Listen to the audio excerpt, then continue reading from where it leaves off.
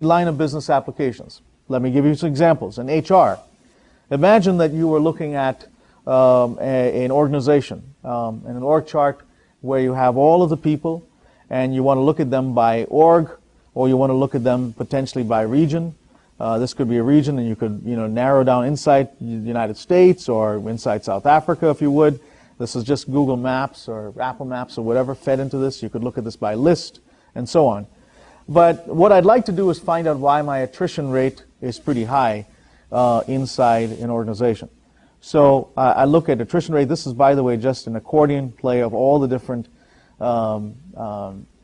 key performance indicators. So I want to look at attrition rate driven by employee satisfaction. I could look at number of employees. I could look at FTE. I could look at diversity rate, a variety of other metrics. And let's just look at employee satisfaction. And I want to understand why a part of my organization has got a lot of high attrition. So, I drill inside here. I can know, looking down, almost with gestures, simple navigation. I notice here this gentleman, William Allen, he's not smiling too well, but that's because his attrition rate is high, as employee satisfaction is low. So I could drill in, look at him. I could delete him for the organization, or I could just call him up, and I could have a conversation with him. I have all of the appropriate metrics, if you would. Send him an email if I want to. But here are all the appropriate metrics that I could track. And you can make this application so easily navigable that even the training for this application is within the app itself. So for example, here I'd like to understand how to sort organizational cards by KPI value. And it tells me here if I actually double click, it will actually do that. So let me try that. I go back, and let's just say I double click on that. You can see exactly how easy my navigation experience of simply sorting by attrition rate became so pretty easy, and the entire learning experience was embedded inside this app. That's a line of business application. Now let's look at some examples of industry-specific examples. And I've got a whole set of folders here of 24 different industries that SAP plays in. Retail, utilities, banking, telco, automotive. And we either have packaged apps or custom apps that could be snapped together very quickly in a matter of days. Let me show you some examples of them. You take, for example, retail.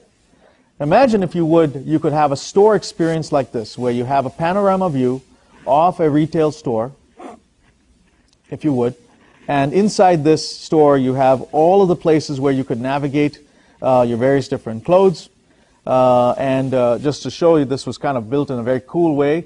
You could actually even use, this app uses the accelerometer of the iPad or the phone, and you can actually move around, if you would, by just moving the device.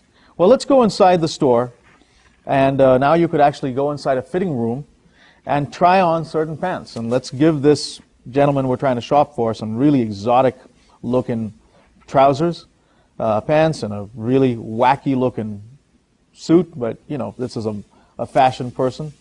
They've got a good figure, so we're going to give them a small or maybe a medium. And you can make the entire aspect, maybe even scanning the barcodes or whatever, completely driven so that the store clerk has a engaging application. When we talk of these as systems of engagement, this is what we mean. This, by the way, is not a native app. Most people think it's native. A lot of this is HTML5 here that we've used in terms of frameworks that are built on top of our platform. And you can see how easy engaging these apps are. Let me show you another example in utilities. We have, for example, working with a customer in Canada. Here is an example of where they may be going around to look at the various different places they need to field service their generators in utilities. And you notice that there's a particular location where you have a generator that might need has some defects and needs to be worked on. Coming right out of our Visual Enterprise product that gives you a three-dimensional view, we can now actually look inside the generator, look at all the elements. This is coming directly out of the PLM system, and you now have a 3D viewer of that generator. In a future version, you'll actually be able to pick apart exactly the components that need work on them. You can see how visually stimulating this is in terms of the look and feel, and providing the field service representative way of being able to get all their performance analytics. And using the same type of control you saw in that three-dimensional panorama view, you now have a view of the exact spot where that generator sits. It's a live camera that could tell you if it's snowing, if it's raining, if it's sunny, and you have a view of exactly what you may want to do. This is an example, again, of using that same type of control. There may be even some charts and graphs that you may have embedded into this. So you get the idea of how now, with a series of different applications, I've shown you a few.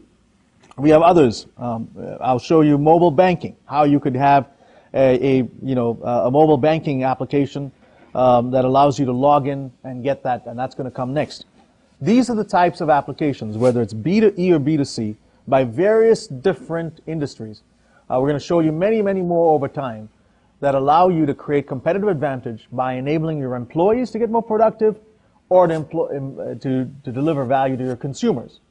All on top of a platform where packaged apps will be rolled out by SAP or by our partners, or custom apps could be built in a matter of hours, days, and weeks, snapped together very quickly like Lego blocks.